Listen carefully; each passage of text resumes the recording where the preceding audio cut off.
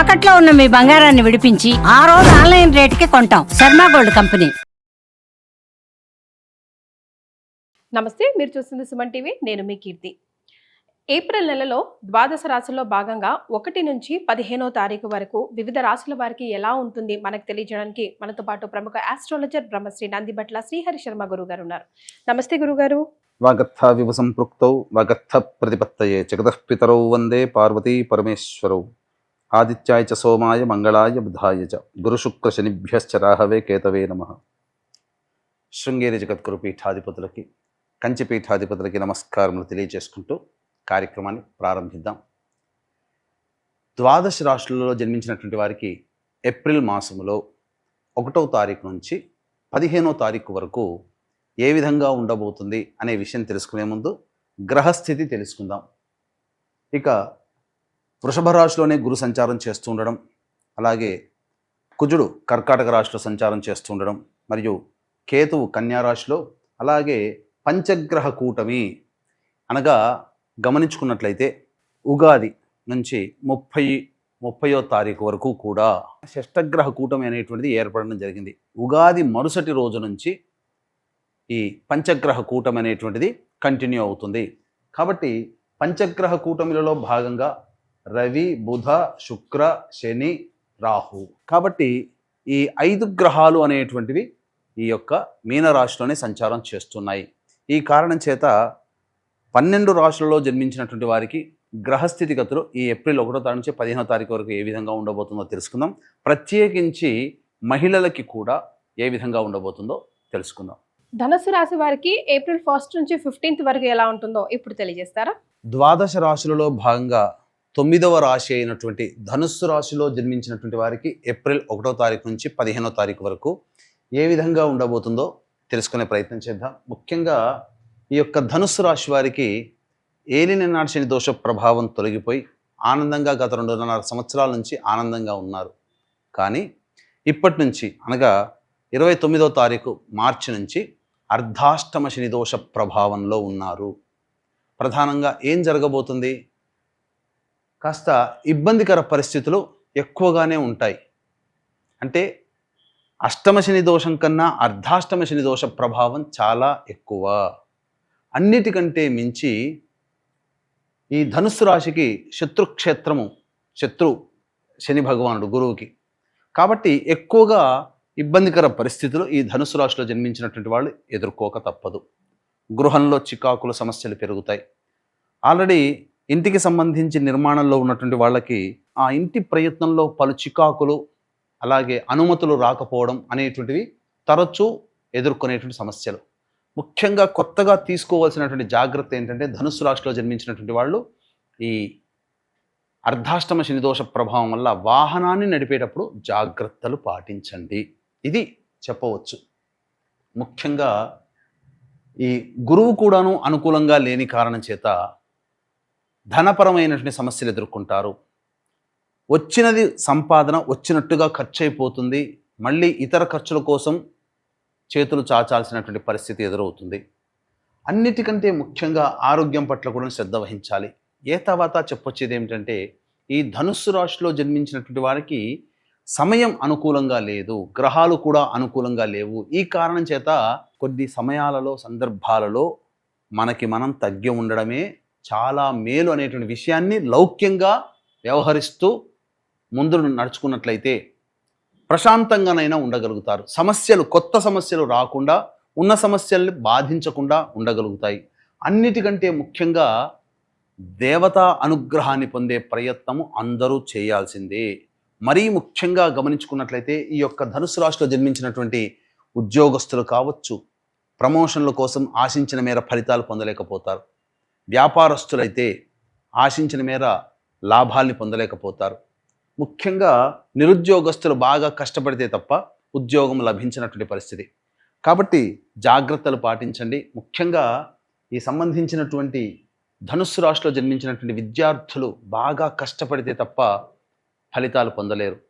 కాబట్టి ఏది కూడా అంత ఈజీ కాదు అనే విషయాన్ని ధనుస్సు రాశిలో జన్మించినటువంటి వాళ్ళు గమనించాలి. వివాహం కావాల్సినటువంటి అబ్బాయిలు, అమ్మాయిలకి కొంత సమయం వేచి చూస్తే మరికొత్త సమయంలో వివాహం జరిగే సంఘటనలు గోచరమవుతున్నాయని చెప్పవచ్చు.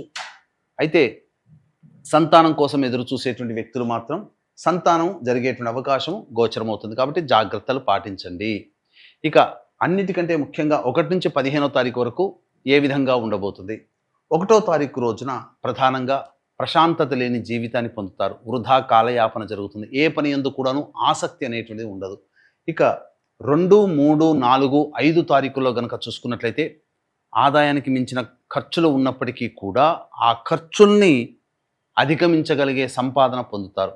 అంటే సాధారణంగా ఖర్చులు 100 రూపాయలు అనుకున్నప్పుడు 120, 130 రూపాయలు కూడా సంపాదించుకోగలుగుతారు. ధన ప్రవాహం చాలా చక్కగా ఉంటుంది. అవసరానికి తగ్గట్టుగా ధనము లభిస్తుంది. తద్వారా యోగదాయకంగా ఉంటారు. ముఖ్యంగా ఆనందంగా కుటుంబ సభ్యులతో గడుపుతారని చెప్పవచ్చు. ఇక 6, 7, 8 తారీఖుల్లో మీ ఆరోగ్యం పట్ల శ్రద్ధ వహించాలి. ఖర్చులు అధికంగా ఉంటాయి. ఏ పని చేయాలన్నా ఆసక్తి ఉండదు. అన్నిటికంటే మించి ఒక జిగ్జాగ్ లాగా ఉంటుంది. ప్రతిదీ కూడాను డౌట్ఫుల్గా జీవితం 6, 7, 8 తారీఖుల్లో ఉంటుందని చెప్పవచ్చు. ఇక 9, 10 తారీఖుల్లో కనుక చూసుకున్నట్లయితే సంతానం మూలకంగా ఖర్చులు, సమస్యలు, విభేదాలు పెరుగుతాయి. మరీ ముఖ్యంగా విదేశీయానం, విదేశీ విద్యకు సంబంధించి చేసే ప్రయత్నాలు కాస్త ఇబ్బందికరంగా మారుతాయని చెప్పవచ్చు. ఖర్చులు కూడా అధికంగానే ఉంటాయి. 11, 12, 13, 14, 15 ఈ తేదీలలో ఉద్యోగం కోసం ఎదురు చూసేటువంటి వ్యక్తులకి ఉద్యోగం లభించడం, నిరుద్యోగస్తులకి ఉద్యోగం, ఆల్రెడీ ఉద్యోగంలో ఉన్నటువంటి వాళ్ళకి ప్రమోషన్స్ సంభవించే అవకాశము, అనుకున్న స్థాయిలో కంటే కూడా తక్కువ స్థాయి లో స్థితిగతులు ఉన్నప్పటికీ కూడాను ఆనందకరంగా ఉంటారు. ఏమాత్రం తీసిపోకుండా జీవితాన్ని గడుపుతారని చెప్పవచ్చు. ముఖ్యంగా ప్రతి వ్యక్తికి కూడాను జాతకరీత్యా అన్ని విధాలుగా దైవం అనుకూలంగా ఉంటేనే పైకి రాగలుగుతారు. కాబట్టి కాలభైరుని యొక్క ఆజ్ఞ అనుసారము ఏప్రిల్ 18వ తారీఖు రోజున కాశీక్షేత్రము కేంద్రముగా 1 సంవత్సరం పాటు మీ యొక్క సంకల్పం నెరవేరాలి, మీ యొక్క జాతకరీత్యా ఉన్నటువంటి దోషాలు తొలగిపోవాలనేటువంటి ఒక సదుద్దేశంతో సంకల్ప సిద్ధి, సర్వదోష నివారణ, పూజలు, హోమాలు అనేటువంటివి జరిపించడం జరుగుతుంది. అవకాశం ఉన్న వాళ్ళు ఈ కార్యక్రమంలో నమోదు చేసుకునే ప్రయత్నం చేయండి. తప్పకుండా దేవతానుగ్రహం ఉంటుంది. ఈ సంవత్సరం అంతా కూడా మీరు ఏ పూజలు చేసినా ఆ దేవతానుగ్రహం మీకు లభించాలి అని అంటే ఆ దేవతాశక్తి మీ తోడు ఉండాలి. మీరు చేసే ప్రయత్నంలో కొన్ని ఇబ్బందులు ఉండవచ్చు కాక దేవతా పూజల్లో, కానీ ఈ పూజాది కార్యక్రమంలో నమోదు చేసుకోవడం ద్వారా సంపూర్ణమైనటువంటి దేవతాశక్తి మీకు ఉంటుంది అని చెప్పడంలో ఏమాత్రం సందేహం లేదు. అవకాశం ఉన్నప్పుడల్లా ఈ కార్యక్రమంలో నమోదు చేసుకునే ప్రయత్నం చేయండి. మరి ధనుసు రాశిలో జన్మించిన మహిళలకు, ఈ యొక్క రాశిలో జన్మించినటువంటి మహిళలు చాలా మటుకు సమస్యలు ఎదుర్కోవాలి. డబ్బులు ఇచ్చినప్పుడు 2 చేతులే, కానీ పుచ్చుకునేటప్పుడు 10 చేతులు అన్నట్టుగా ఉంటుంది. మీ మాట పోయే ప్రమాదం ఉంటుంది. కాబట్టి ఎప్పుడు కూడా ఇతరులకి గ్యారంటీగా ఉండే ప్రయత్నం చేయకండి. ప్రలోభ పెడతారు, అత్యాశకి గురవుతారు. ఇది చేస్తే గొప్పగా లాభం వస్తుందని అత్యాశకు పోయి ఉన్నదంతా తుడిచిపెట్టుకుపోయే ప్రమాదం ఉంటుంది. గృహంలో చికాకులు, సమస్యలు పెరుగుతాయి. అప్పటి వరకు మిమ్మల్ని గౌరవించినటువంటి వాళ్ళు గత కొన్ని రోజులుగా మొహం చాటేస్తుండడమో, లేకపోతే మీ అవసరానికి ఇతరులు స్పందించలేకపోవడమో, లేకపోతే మీరు పొందినటువంటి చోటనే గౌరవ మర్యాదని కోల్పోయే ప్రమాదం ఉంటుంది. కాబట్టి కాలము, సమయము అనుకూలంగా లేదు. ఇప్పుడు గ్రహాలు కూడా అనుకూలంగా లేవు. కాబట్టి తగ్గి ఉండే ప్రయత్నం చేయండి. ప్రేమ, ఆప్యాయతలతో కుటుంబ సభ్యులతో, ఇతరులతో మాట్లాడండి. గతంలో ఉన్నటువంటి కంటే విభిన్న పరిస్థితులు ఇప్పుడు ఉంటాయి కాబట్టి జాగ్రత్తలు పాటించండి. ముఖ్యంగా ఆరోగ్యం పట్ల శ్రద్ధ వహించాల్సినటువంటి పరిస్థితి. కొద్దిగా పనిచేయగానే అలసిపోయే తత్వాన్ని పొందుతారు.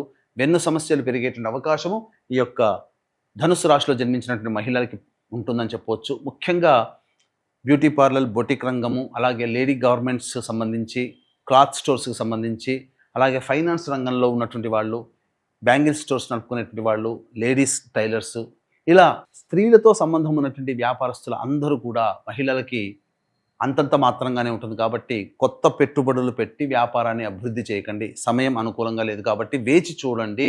ఉన్నదాంతోనే సంతృప్తి పొందే ప్రయత్నం చేయండి. అప్పులు చేయకండి, లేదా అప్పులు ఇవ్వకండి.